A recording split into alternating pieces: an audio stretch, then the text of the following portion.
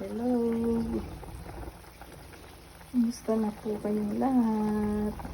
Ito na naman po ako. Nagluluto ako ng nagsisigang ako ng manok.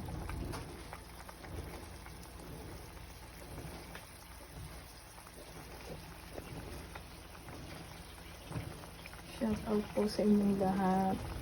Ngayon, gabi na rito sa Japan. Ngayon, napag-isipan ko magluto ng sinigang. Pagtapos ko ng trabaho. So, time check po tayo. Time is 7:20 ng gabi rito sa Japan. Pagkatapos ng trabaho ko, nagpunta ako ng supermarket at bumili ng manok, gulay, dahil ako magsisigang ng manok. Mga guys, kumusta na po kayong lahat? Saan man kayong panig ng mundo? Lagi tayong mag-iingat, iwas sa sakit, pangalagaan natin ang ating mga katawan dahil tayo ay malayo sa ating pamilya.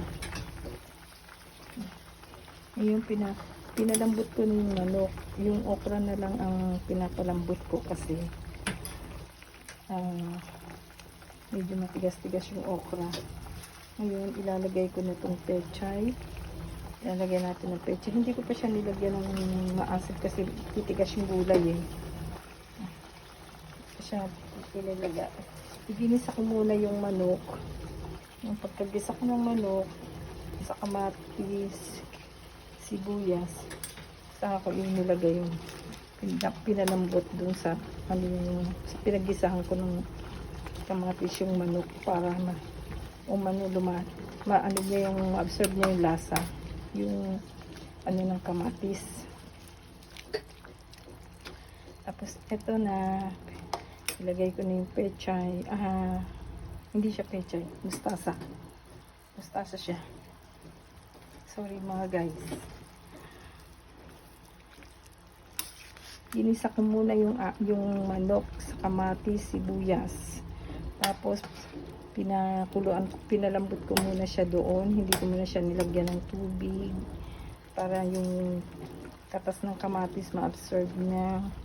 Tapos medyo nung umiba na ang kulay ng manok, nilagay ko na yung medyo pumula-pula na siya ng konti. Nilagay ko na yung tubig. Nilagyan ko siya ng tubig. Pinalambot ko siya sa tubig. Tapos nilagay ko yung okra.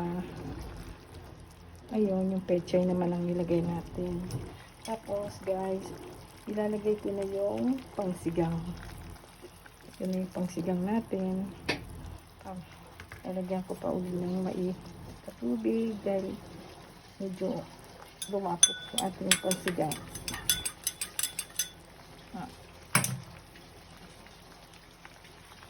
Hinaan ko lang yung apol kasi baka maluto ng husto yung gulay. Tapos ito naman guys, lemon. Yung unang nilagay ko ay mixed sinigang.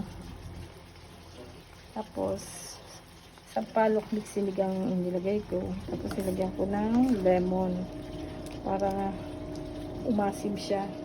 Maasim din naman yung mixed sinigang kaso mas ano niya yung karagdagang asin yung lemon. Ngayon, ayan, kumukulo-kulo na siya. Lalagyan natin siya ngayon ng asin. Asin natin siya. Okay. Lagyan natin ng asin. 2 spoon ito ang asin. Kasi depende sa dami ng tubig eh. Maraming tubig nila ilagay ko. Tapos maglalagay pa tayo ng konting pampalasa. Konting Ajinomoto. Konti lang.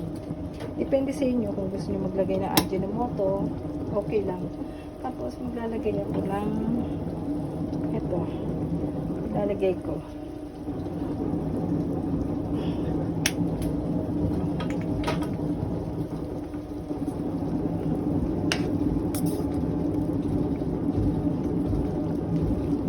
Lalasahan na natin. Pag kulang pa sa alat, lalagyan na isa last okay na sa asin. Okay. Pero lalagyan ko siya ng patis. Teka guys ha. Kunin ko yung patis. Mas masarap kung may konting patis. May mga kalat ko. Ayan. Dahil kong kalat. Lalagyan ko siya ng patis. Etong patis. Konti lang. Para yung mali ng konti. Okay. At i-mix na. Haluin natin. Konting ano lang siya ng patis. Pero depende rin sa inyo. Pwedeng hindi nyo lagyan ng patis. At pag kumain na kayo, saka kayo mag-ano ng patis. Pwedeng i-timplahan nyo na rin. Depende lang sa inyo. Ngayon guys, ayan na. Luto na siya. Papatayin ko na siya. Guys. Okay, luto na siya. Pwede nang kainin. Salamat sa panunood. Thank you for watching. Bye-bye. Ingat kayong lahat. Bye-bye.